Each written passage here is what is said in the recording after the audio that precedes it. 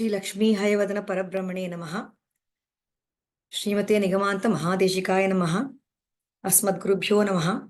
Namassabhai. Sarvebhyaha Suswagatam. Welcome you to this 8th class on Hayagrivam Upasmahe. So we have looked at 15 verses so far. So we'll start from the 16th verse today. So we saw how up to the 15th verse, we saw how Swami Deshika has been talking about the benefits that we get, right, out of by doing dhyana on Hayagriva. We're going to continue on that part today. Before that, we'll do the Acharya Vandanam and then we'll do. Lakshmi Natha Samarambham Nathayamuna Madhyamam Asmadacharya Paryantam Vande Guru Paramparam Shri Vatsavira Raghvisha Kripalabdhatma Jivanam Atreya Gotrajam Vande Gurum Gopala Deshikam Shriman Venkatanatharya Kavitarkika Kesari Vedantacharya Varyo Me Sannidhattam Sada Hridi Jnananandamayam Devam Nirmalasphatiकाकृतिम् Adharam Sarva Vidyanam Hayagrivam Upasmahe.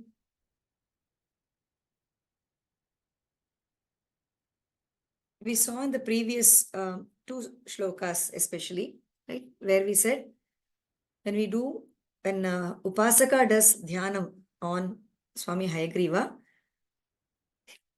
their speech becomes very, very, it comes like a flow, right? That the speech becomes very refined and all kinds of, all kinds of words are competing with one another to come out of that person's mouth. Okay? And the apt words come out at the right time. So that was one thing we saw. Similarly, we also saw that the speed with which the words come out, we saw that it comes out with such speed or such clarity that it can even overcome the speed of Ganga, of river Ganga. Okay, so Mandakini Mandayitum Kshamante is what we saw. I just wanted to spend a couple of minutes on that. Mandakini Mandayitum Kshamante. I think somebody had asked a question on why that particular choice of words is over there. Mandakini Mandayitum Kshamante. So Mandakini is a reference to river Ganga, but it refers to Ganga whose speed has been made Manda. Manda is slow, right? So her speed, when Ganga, the Akasha Ganga comes from the Akasha to when Bhagirath prays to her, right? She's coming with such force, and her force is subdued by Shiva Bhagavan by taking her in his Jatamudi, right? He is able to hold her in his matted hair, and he is the one who brings down her speed. So which is why she's called Mandakini, one whose speed has been made Manda. She's Mandakini over there. So what we are saying here is when you say Mandakini Mandayitum Kshamante, similarly, a person who is a Hayagriva Upasaka is able to similarly bring down her speed, just as Lord Shiva was able to bring down her speed. Similarly, Hayagriva Upasakas, out of the grace of Hayagriva, due to the grace of Hayagriva, they are also able to make her speed less. So the speed with which their speech comes out can be higher than the speed with which Mandakini, Ganges flows. So that is one way of understanding it. Another way of understanding it would be that the flow of Ganga, Mandakini, even with whatever speed she's going, it makes a lot of noise. There's a lot of din, right, with which she's flowing.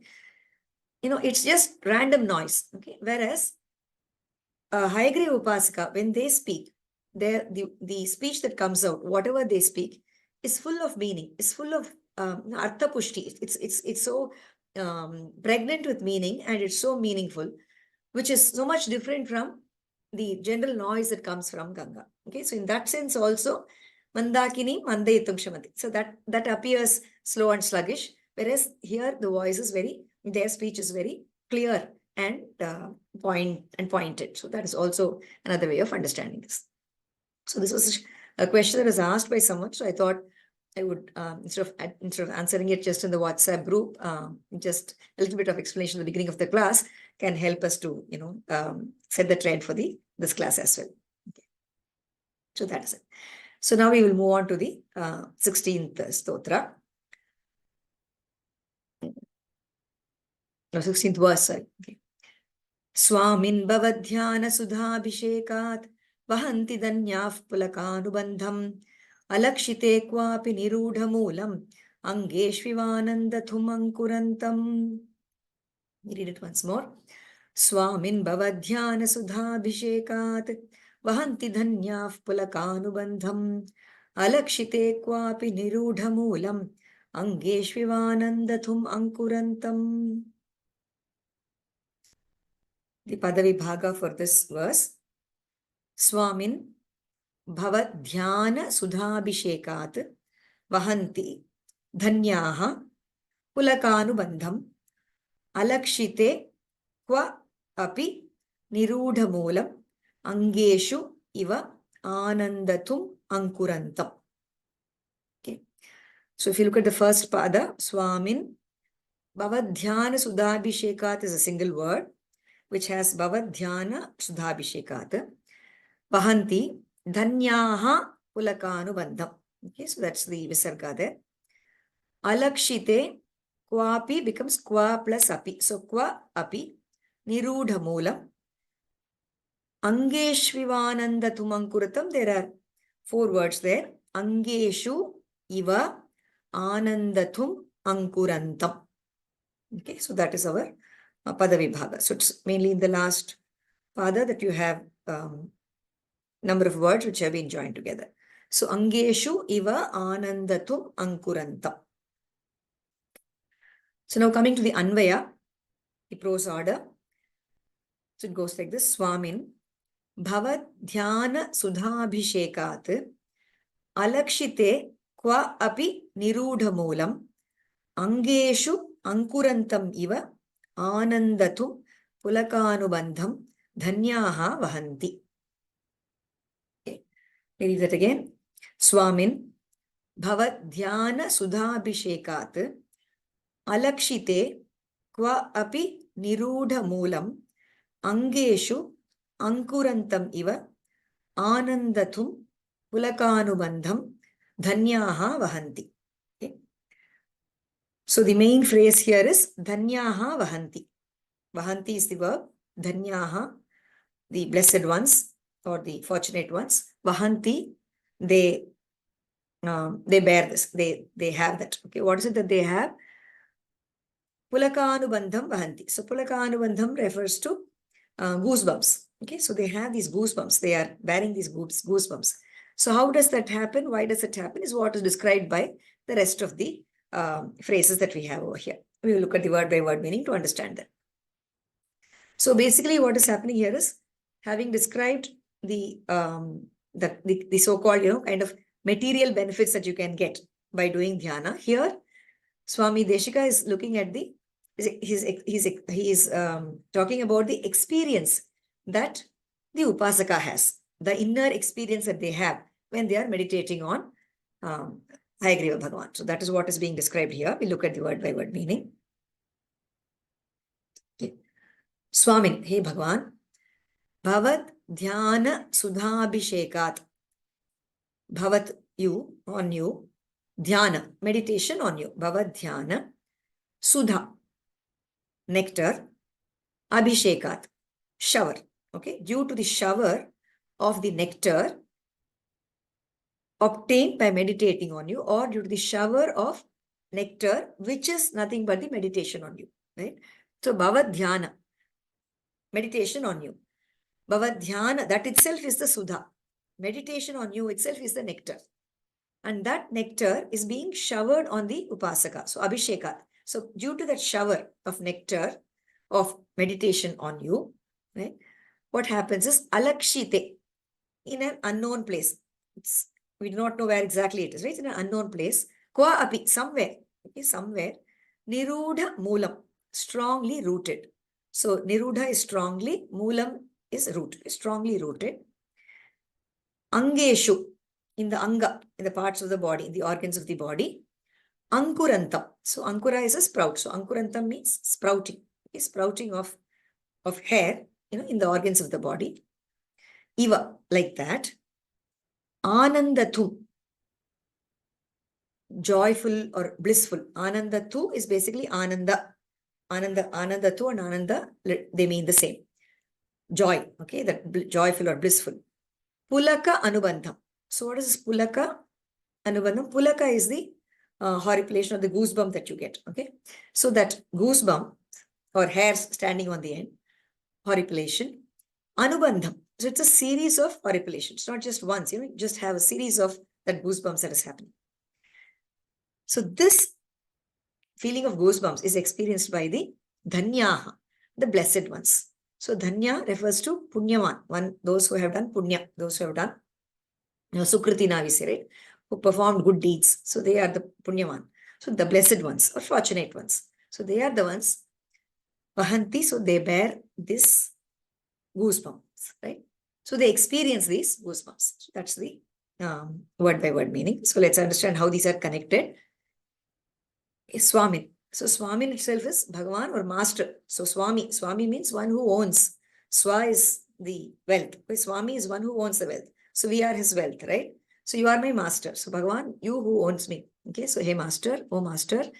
Bhavad Dhyana Sudhabhishekar.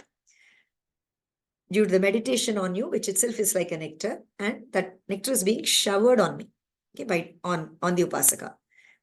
By virtue of that shower.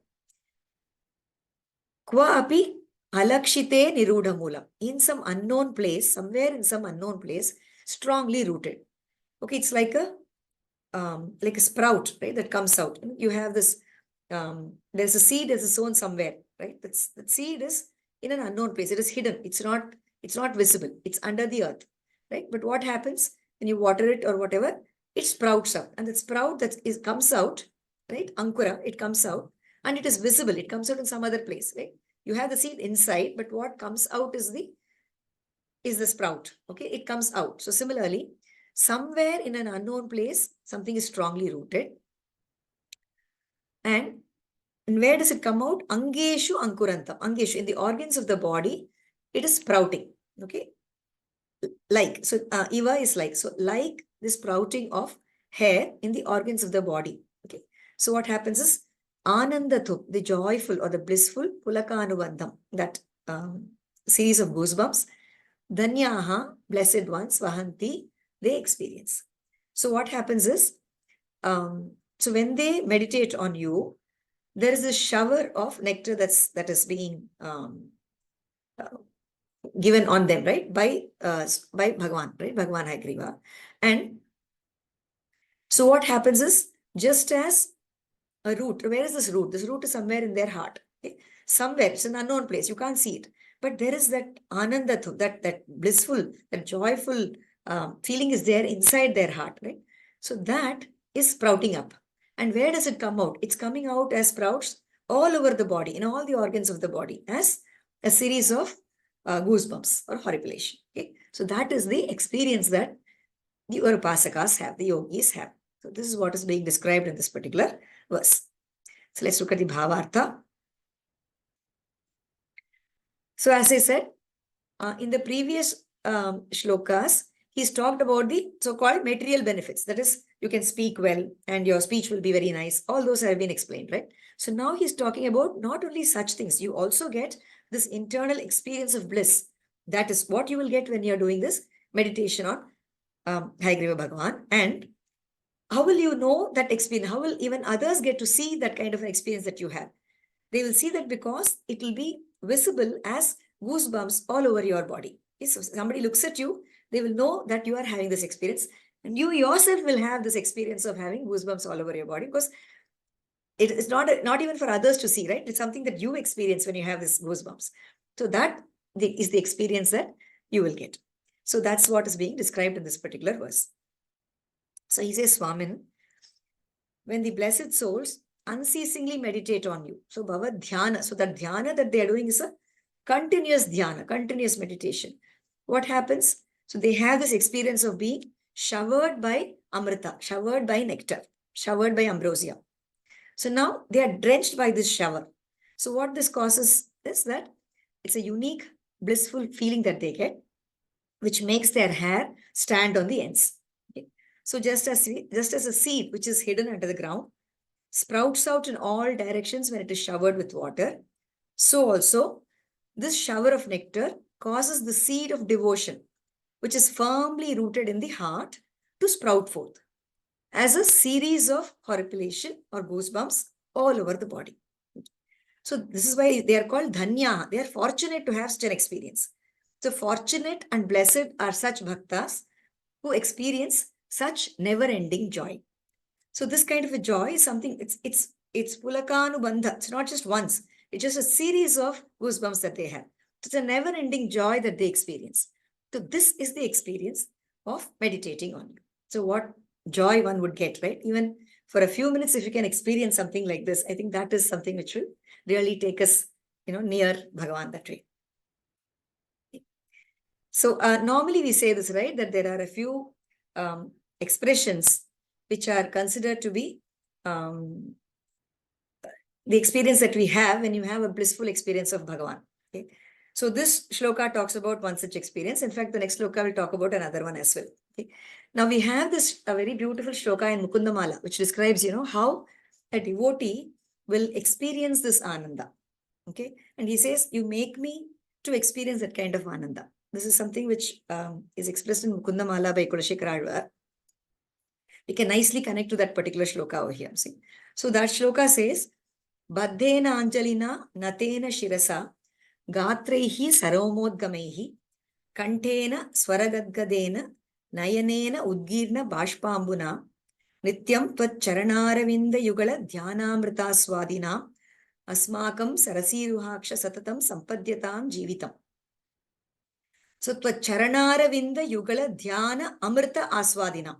So those who are constantly meditating on your lotus feet, the Charanaravinda Yugala, your feet which are lotus feet, and doing the dhyana on that is amrita. So it's very similar to what we have here, right? Dhyana Sudha Abhishekat, right? So similarly he says dhyana amrita. So those who are aswad, who are tasting that dhyana, that amrita, that nectar which comes, which is nothing but the meditation on you. So what is it that they feel? What is the experience that they have? They immediately, baddhena anjalina, immediately their hands are folded, right, in Anjali Mudra. Natena shirasa, so their head bows down, right? Namaskara, they do namaskara immediately. Gatrehi saromodgamehi, gatra, their entire body, saromodgama. Romodgama is goosebumps. Okay, they have these goosebumps all over their body. Kantena swara gadgadena, and their voice becomes very, it's not even clear. They're unable to even speak clearly. So it becomes like that. Nayanena udgirna bashpambuna. And what happens to their eyes? They have tears flowing out of their eyes. So this is the kind of experience that your devotees have when they do this constant dhyana, and they are soaked in this nectar of dhyana.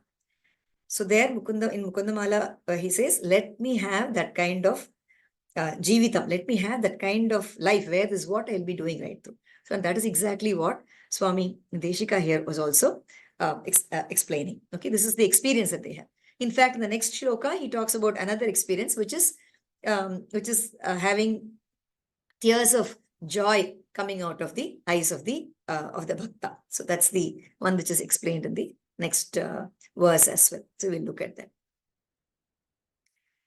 Yeah, so there's a question, was the eruption of goosebumps compared with sprouting of seeds? Yes, that is right. That's how it is compared here. The comparison here is that just as a seed which is hidden somewhere, it is under the ground, you don't see it, but you see the sprout which is coming out. Similarly, the bhakta has this, is having the form of Lord, and is having this meditation. He's doing the meditation in his heart. So that is inside, you don't see it, but what you see is the goosebumps that are on this body. So that's the comparison. So the shower of nectar, which is caused by the seed of devotion, which is in their heart, and which is firmly rooted in the heart. It's firmly sown over there. So that is what comes out. That's what is being said over here. Okay. So that's the experience. Yeah, let's read this shloka once more. Swamin bhavadhyana sudhabhishekat vahanti dhanyaf pulakanubandham alakshite kvapi nirudhamulam angeshvivanandathum ankurantam. In some of the Prachina versions, the older versions in the Vyakhyanas, instead of Anandathum, we have Anandadhum, that is Dhakara. Okay. It also means the same, Ananda. So basically, Anandatu, Anandadu, both of them are pointing to the fact that it is the experience of Ananda that is explained. So both versions are there. So I just thought I would mention that. But most of the recent versions, they use Anandathum. That's the word that we see. Okay. Yeah, so that's our verse number 16. So let's move on to verse number 17.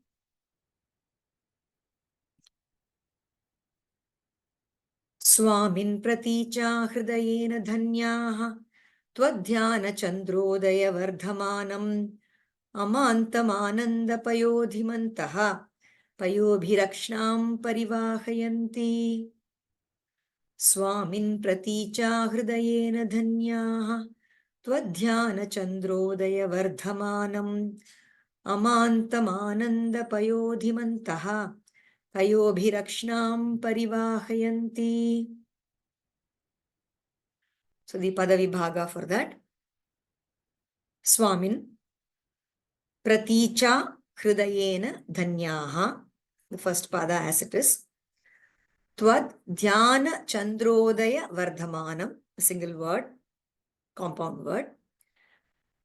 Third pada amantam anandapayodhim antaha.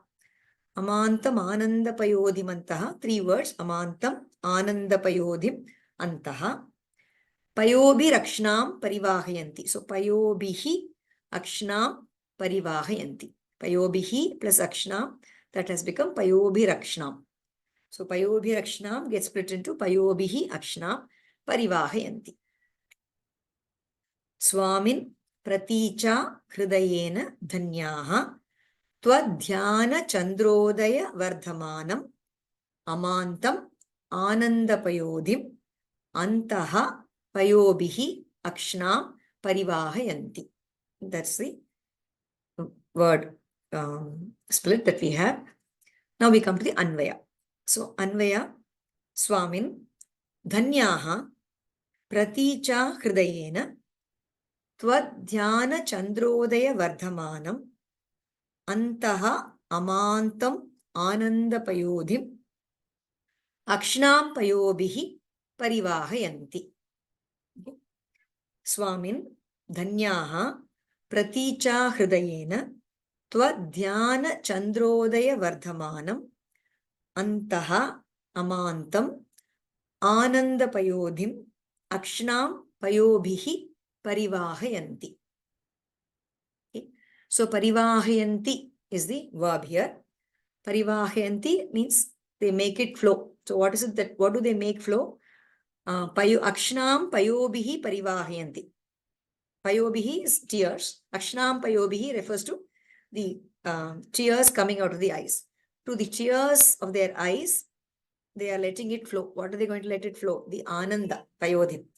The ocean of joy is being let out, is being made to flow out through the eyes, through the tears that are coming out through their eyes. So that is the basic core part.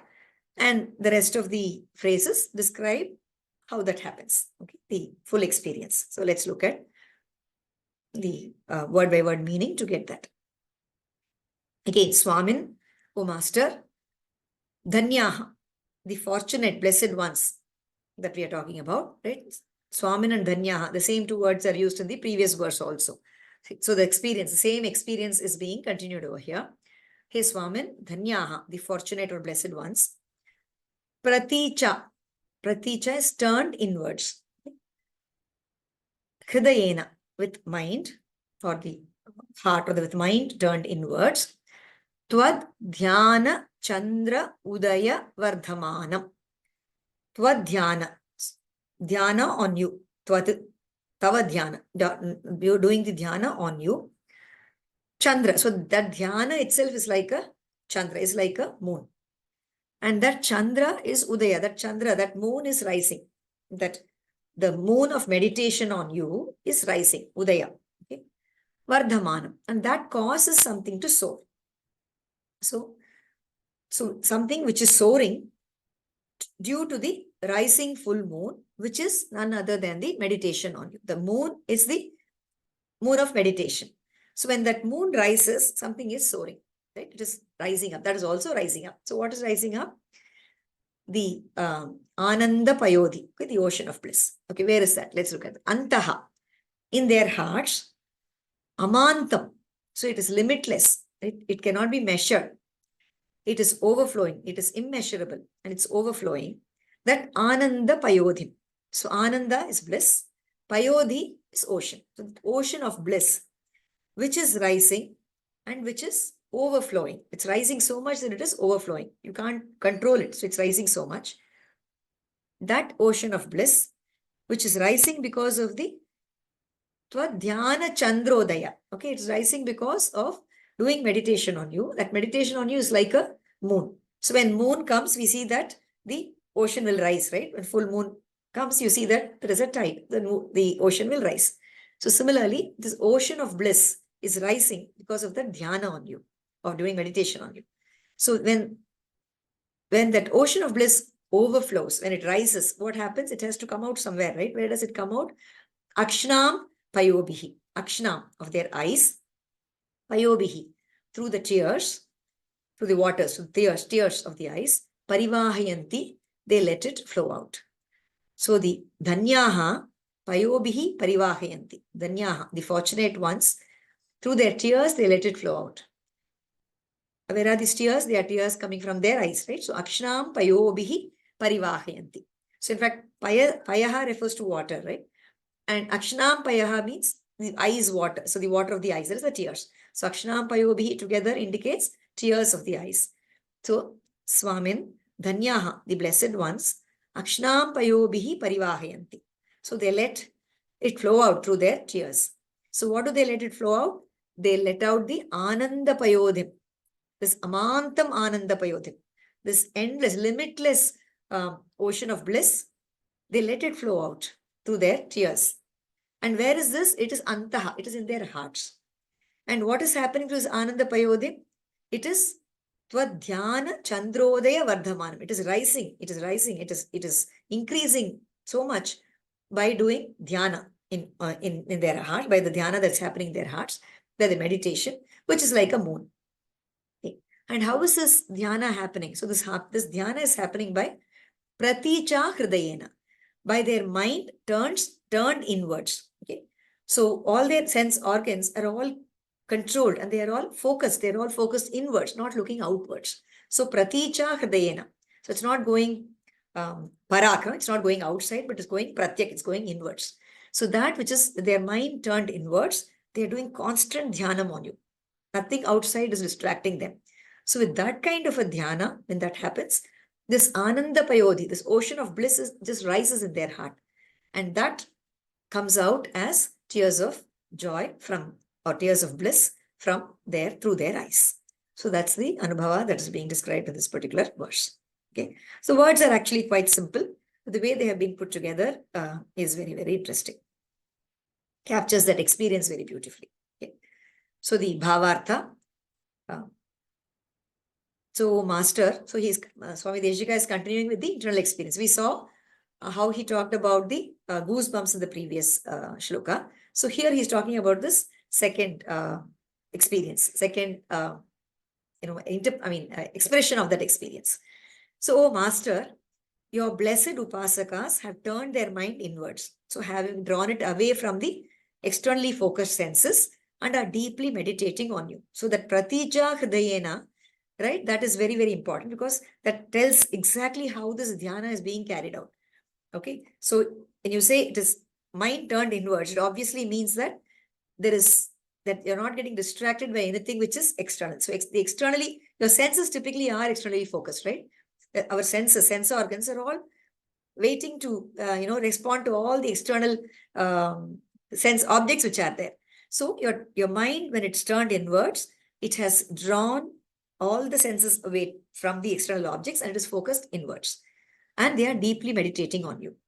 So what happens because of this meditation? It causes the ocean of bliss in their hearts to soar and rise without limits. Okay. So just as the rising full moon causes the ocean to rise, so also the moon of meditation causes the ocean of bliss to rise. Okay. So it rises so much that it overflows and it has to be let out. Okay. Just as, when something overflows, right? If there is some outlet, it'll have to go out through that outlet, right?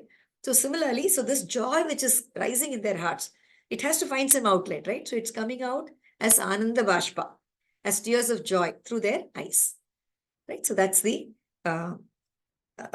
beautiful, experience that they are talking about over here.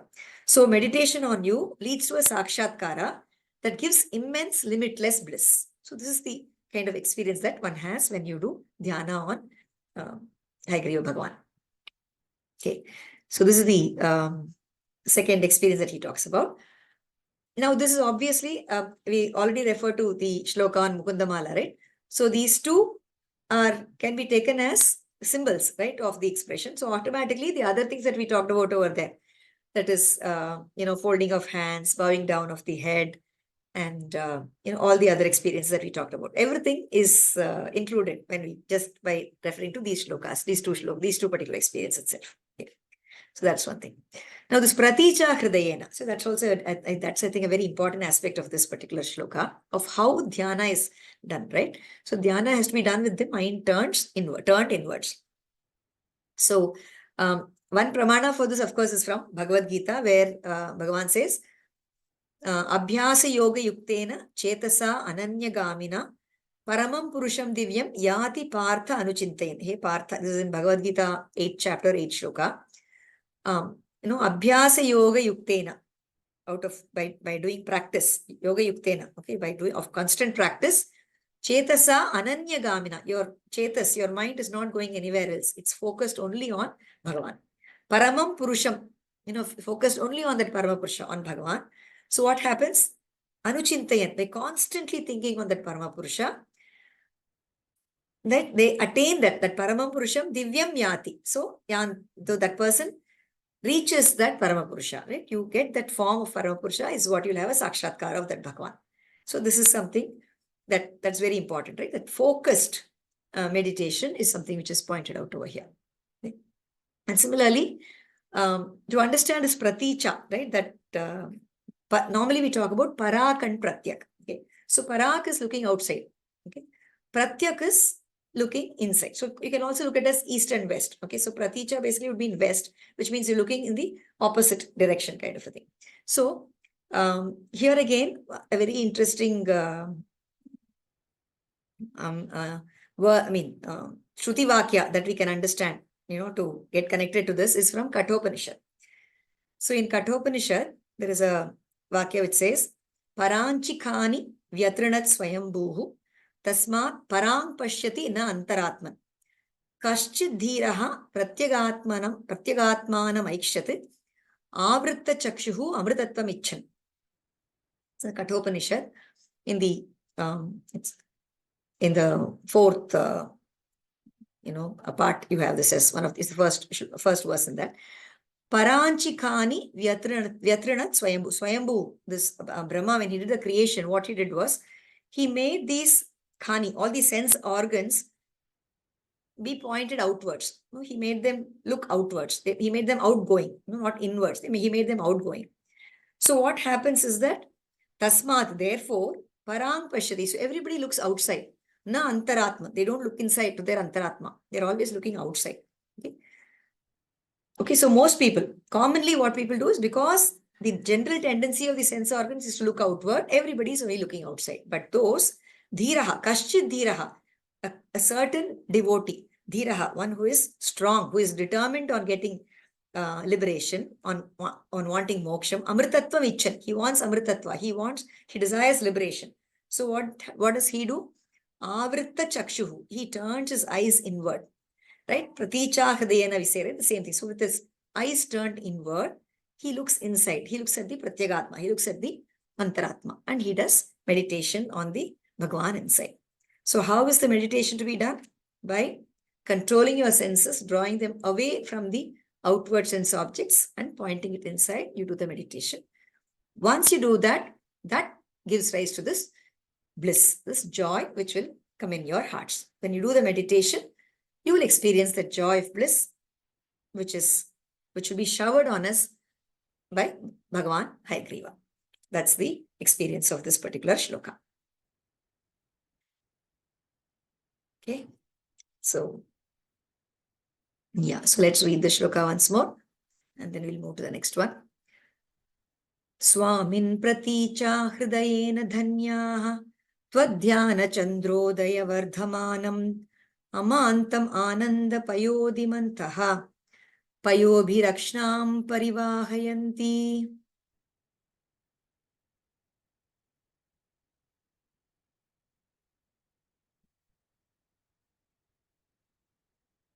Let's move to the next verse.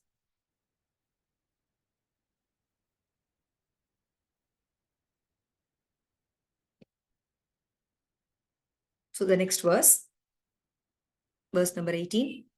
Svairanubhavastvadadhina bhavaha samriddhaviryastvadanugrahena vipaschito natha taranti mayam vaiharikim mohana pinchikam te.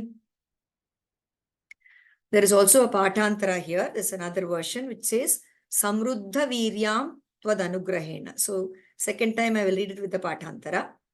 स्वैरानुभावास्त्वदधीन भावाः समृद्ध वीर्यां त्वदनुग्रहेण विपश्चितो नाथ तरन्ति मायां वैहारिकीं मोहन पिञ्चिकां ते. So the pada vibhagaha for this. Okay, there was a question. I will answer that question at the end. It's about parak and pratyak. I will answer that at the end. Okay, we'll move on to this verse now. Okay, so the pada vibhaga for this particular verse. Svairanubhavaha twadadhina bhavaha samriddha viryaha tvad anugrahena vipaschitaha natha taranti mayam vaiharikim mohana pinchikam te. Okay. So if it was samruddha virya, instead of samruddha viryaha, you would have samruddha viryam as it is. Okay. Two different words there, so it comes as it is. So svairanubhavaha twadadhina bhavaha. So svairanubhavas twadadhina bhavaha becomes svairanubhavaha twadadhina bhavaha. Samriddha viryas tvadanugrahena. So that is samriddha viryaha tvadanugrahena. Vipaschitaha. The vipaschito becomes vipaschitaha. Natha taranti mayam vaiharikim mohana pinchikam te. Okay, so that is what we have here. Okay, so the Anvaya. He Natha Svairanubhavaha twadadina bhavaha samriddha viryaha vipaschitaha tvad anugrahena vaiharikim mohana pinchikam te mayam taranti. Okay, this is for the pata where we have samriddha viryaha. Okay. Instead of samriddha viryaha, if we were to have samruddha viryam, so then that samruddha viryam would come as a adjective for vaihariki. So it would be like this. Natha svairanubhavaha twadadina bhavaha vipaschitaha twadanugrahena samruddha viryam vaihariki mohana pinchikam te mayam taranti. So this te could also be mayam te taranti. So that's another interpretation that we could have. So we will look at both these interpretations when we are looking at the word by word meaning. So the basic phrase here, the core part is mayam taranti. Taranti is crossover. Te mayam taranti. Your maya, your deluding maya that is there, right? That they cross over. The Prakriti, they are able to overcome the Prakriti. So again, we are going into the benefits of doing dhyana on Bhagavan Hayagriva. So what is it that they are able to do? They are able to cross over this maya, this Prakriti, okay, which is putting us into the samsara. So we are able to cross over that. How are we able to cross over that? Tvad anugrahena, only by the anugraha of Bhagavan. So how does that happen is what is described in this particular verse. So we will look at the word by word meaning to understand how that happens.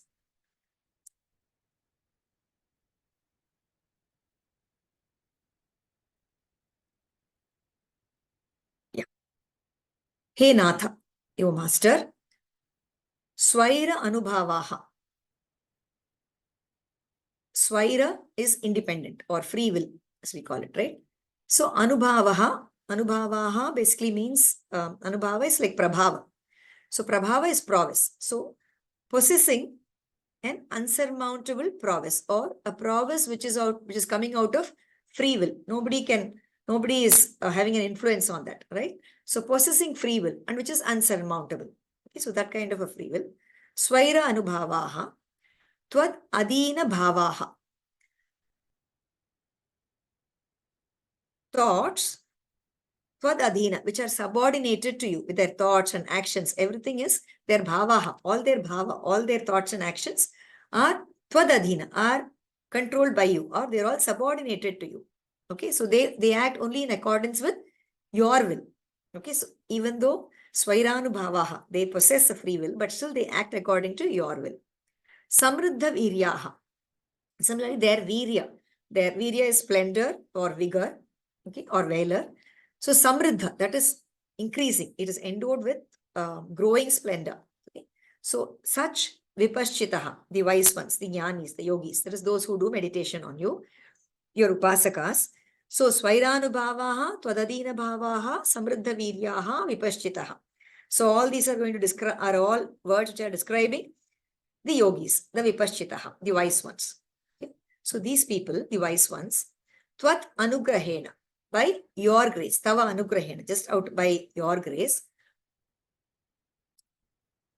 vaiharikim, okay, the playful, that which comes out of vihara, the playful, which is the leela of Bhagavan.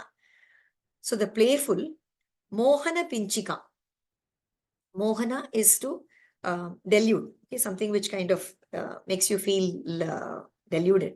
So pinchika refers to a peacock feather. Just as, magicians use a peacock feather to delude you, to make you forget whatever you have in your mind, right? So like that.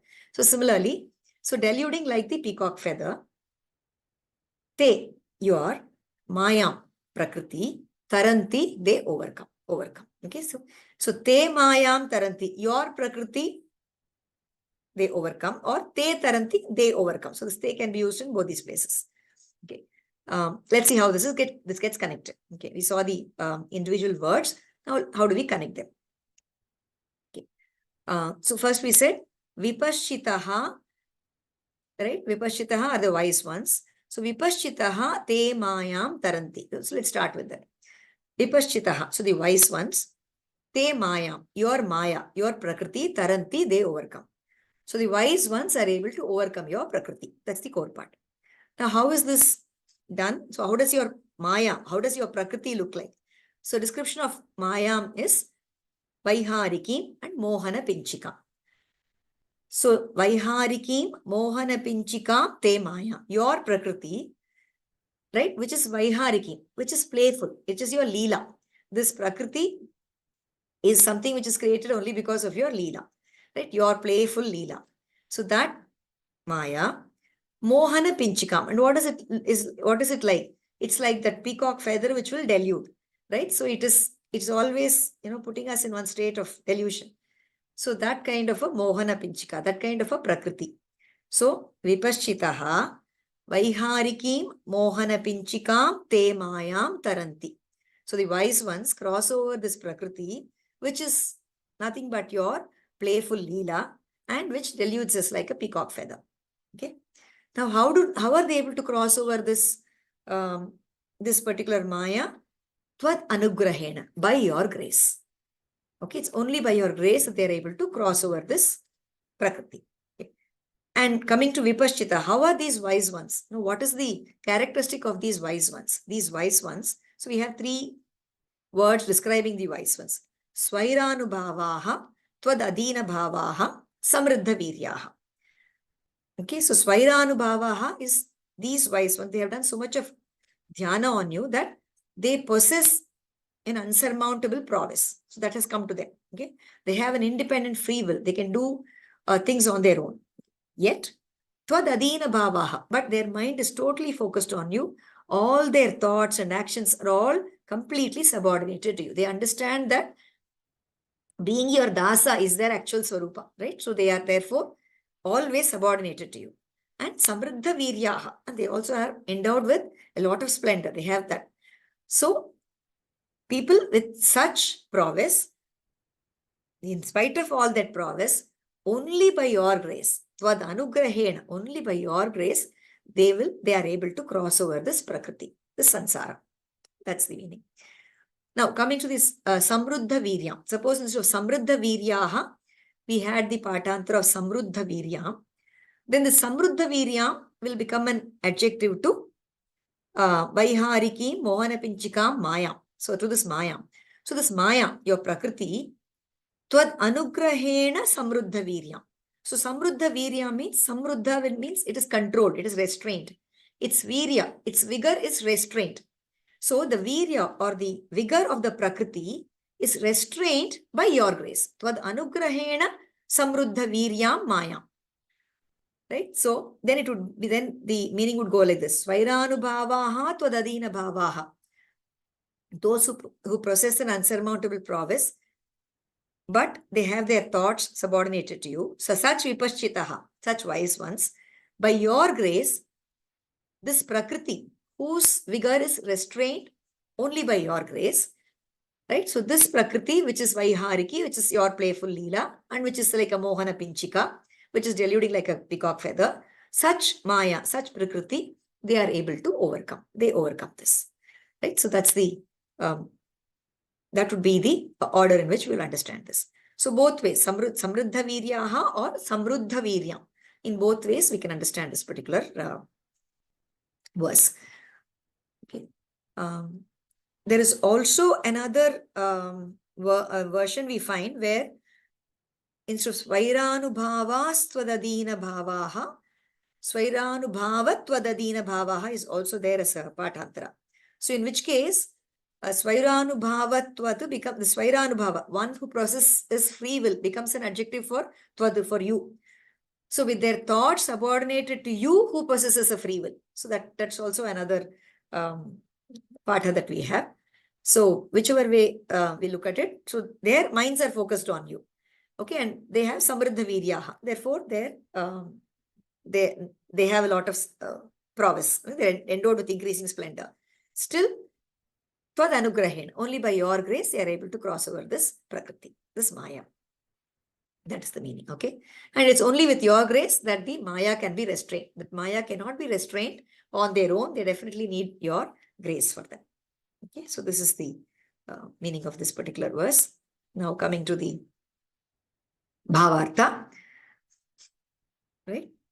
So, yeah. So compared to the last two shlokas, okay, the last two shlokas we saw the experience, the physical experience or the mental experience that they have, okay?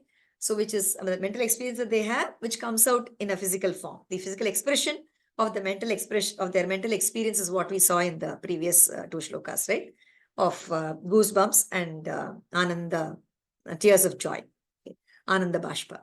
So here, so the question is, oh, will they only get this kind of physical experience? What happens, to this adhyatmika experience of the, will they actually get to get something more? Yes. So the question that's being answered is yes, they get to cross this ocean of samsara. They can cross over this samsara. So they will be able to subdue this prakriti, this maya with your grace, and they will be able to move over to you. So that's the part that is explained over here. Then that's the bhava. Okay. So, so the explanation is like this. So, oh master, hey Natha, right? So, hey Natha, master, your upasakas obtain magnificent prowess and are endowed with increasing splendor and are always concentrating on you with single-pointed devotion. Vadadina bhavaha. They're always concentrating on you. On such devotees, you shower your grace. Okay? So as a result, the effect of Maya or Prakriti is subdued. Thus, they are able to transcend this Maya. So this Maya, what is this Maya? It's merely your sport that mystifies everyone like the peacock feather in the hands of a magician. Hence, only by your grace, they are able to cross over this ocean of Maya or Prakriti or Samsara. Okay, we definitely need his grace to cross over this Maya. So Maya here refers to Prakriti. Okay, that's the way we interpret it in the Vishishtadvaita tradition, right? So the pramana for that is from Shvetashvara Upanishad. Mayam tu prakritim vidyat mayinam tu maheshwaram. So Bhagavan's, so what is it? What does it Shruti Vakya say? It is Mayam tu prakritim vidyat. So what is Maya? Maya is nothing but Prakriti. And who is the Mayina? Mayinam. Okay, who is the Mayi? Mayi is Maheshwara. One who is doing that Maya, who is making that Maya work is Parameshwara, is Bhagavan, right? Is Paramatma. So he is the Maheshwara. So, so the Maya is the one which infatuates or deludes, or mystifies. So that Maya, okay, that Maya can be overcome only with the help of Paramatma. Okay. So, and how does this Maya work? Now, what is this Maya? How do we understand this Maya? So one way to understand this Maya is by looking at, how Bhagavan, Ramanujacharya explains in his Gadya. Okay, he says, when he's referring to this Maya, to this Prakriti, he says, Bhagavat Swarupa Tirodhanakari Viparita Jnana Janani Svavishayayascha Bhogya Buddhehe Janani Daivim Maya. So he refers to this Maya and he says, you have to help me to cross over this Maya. So what does this Maya do? This Maya, which is like a Mohana Pinchika, right? We said it's like this. It is mystifying us. So what does it actually do? So it is something which will Bhagavat Swarupa Tirodhanakari. It hides the true nature of Bhagavan from us. We are unable to see the true nature of Bhagavan. Bhagavan is the one who is there in everything, right? We are unable to see that. So it hides the true nature of Bhagavan from us. That is something which is Prakriti does. Similarly, Viparita Jnana Janani. So it leads to fallacious knowledge. Viparita Jnana. It's giving us all kinds of wrong knowledge. We think that this, this Achit world, this world which consists of Achit, right? So we think that that is real. Okay, that is what is important. So that's not important, right? We need to be focusing on Bhagavan. Okay, so that is, so it is a Viparita Jnana Janani. And then Swa Vishayayascha Bhogya Buddhehe Janani. So what is actually Bhogya? What is that which is actually to be experienced as something which is to be enjoyed? It's Bhagavan that is to be enjoyed, right? Whereas what this Maya, what this Prakriti does is, its objects, all the Prakriti's objects are all these Achit objects, right? Which is coming, all these coming out of these Panchabhutas and, experienced through all these Indriyas. All the sense objects is what it creates as objects of infatuation, as objects that have to be enjoyed by us. So it creates that kind of a buddhi in us, creates that kind of a feeling in us that these are the things that are to be enjoyed, and it steers us away from Bhagavan, who is actually the one who's to be enjoyed, right? He is the one who is to be, who is the actual source of bliss. But this mystifies us and takes us away from that. So this kind of a buddhi it creates, and it is a Daivi Maya. So it is your Maya, right? And it's the Daivi, remember the Divu Kridayam. So it's a playful Maya. It's your play. It's your sport. That leads to this Maya, right? So it's out of Bhagavan's sport that he creates, that this Leela Vibhuti, that this entire universe is created and this Prakriti is created, right? So this Prakriti, which has its manifold experiences, that is Bhagavan's Maya. So this Maya, how can we cross this Maya? Only with the help of Bhagavan, okay? So like again, we can go back to Bhagavad Gita as a very nice pramana for this. Mama Maya Duratyaya Right? So Bhagavan says, Mama Maya, my Prakriti is Duratteya. You can't cross it very easily. It's not crossable easily. But how can you cross over it then? Mameva ye prapadyante maya metam tarantite. Mameva ye prapadyante. Those who come and do prapatti to me, those who come and surrender to me, they can transcend this Maya. They are able to overcome its effects. So again, same thing over here. Tvadanugrahena. By your anugraha, by your grace, Mayam taranti. The blessed ones are able to cross over this Prakriti, this Maya. So that is the understanding that we have from this. So only by doing Prapatti to Bhagavan, so Hayagriva, he helps us to cross over this Maya, which is nothing but his creation, which is his delusion, his deluding power. So he is able to help us to cross over this Prakriti. We are able to cross over this Prakriti by doing meditation on Bhagavan and with his grace. So that's the final meaning of this particular verse. Okay. So the Upasakas get, by doing the single pointed devotion, as we saw in the previous verse, by turning your mind inwards, right? You focus inwards and do full meditation on Bhagavan. By doing that, by his own grace, you're able to cross over this samsara. That's the effect of meditation on Bhagavan, Hayagriva. Okay.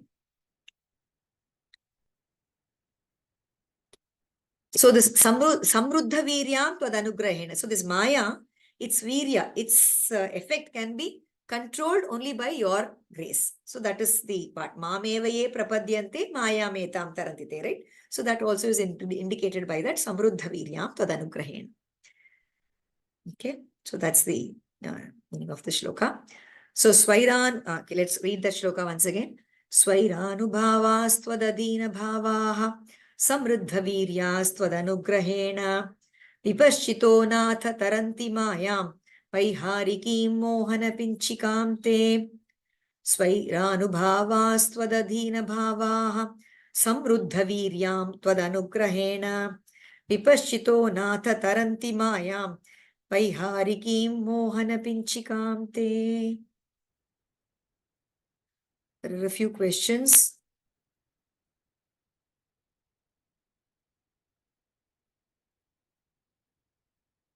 Samruddha virya, only sandhi is the difference.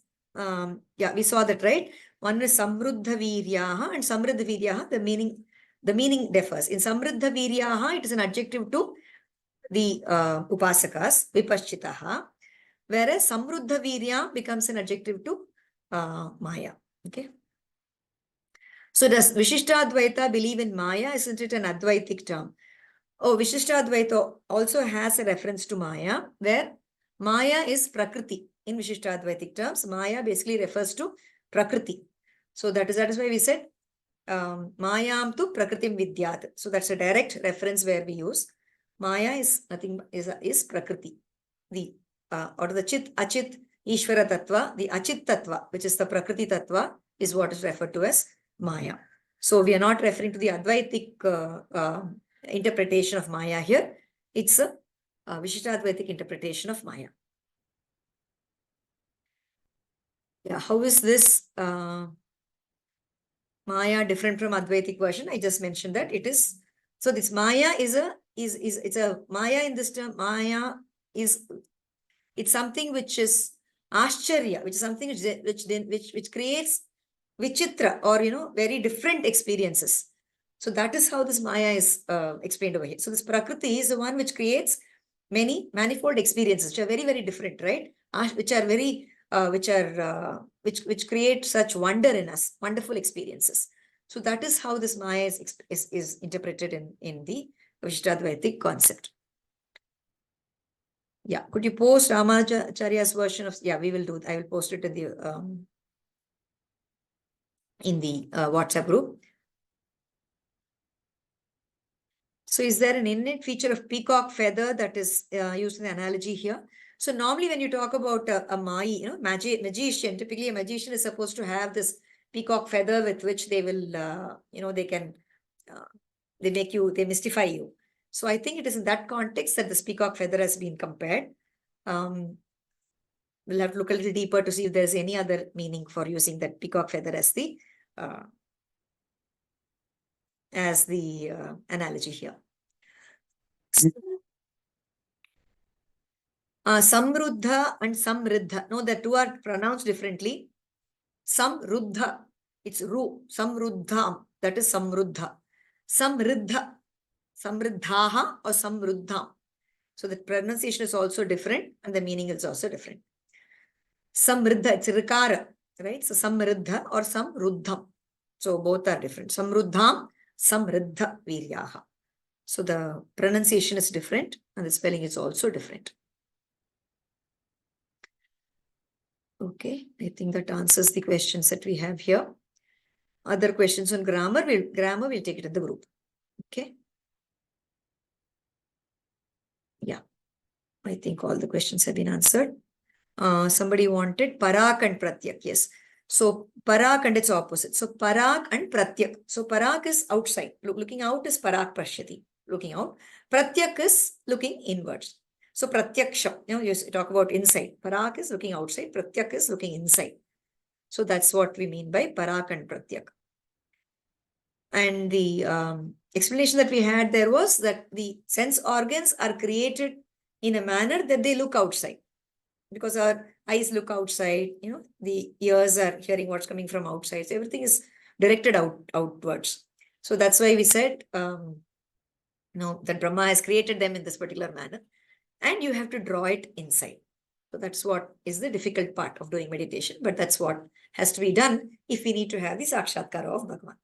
And that also happens only with His grace. So we just pray to His grace so that we are able to do that kind of a meditation. Right?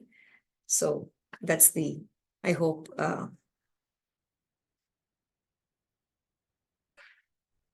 that answers all the questions.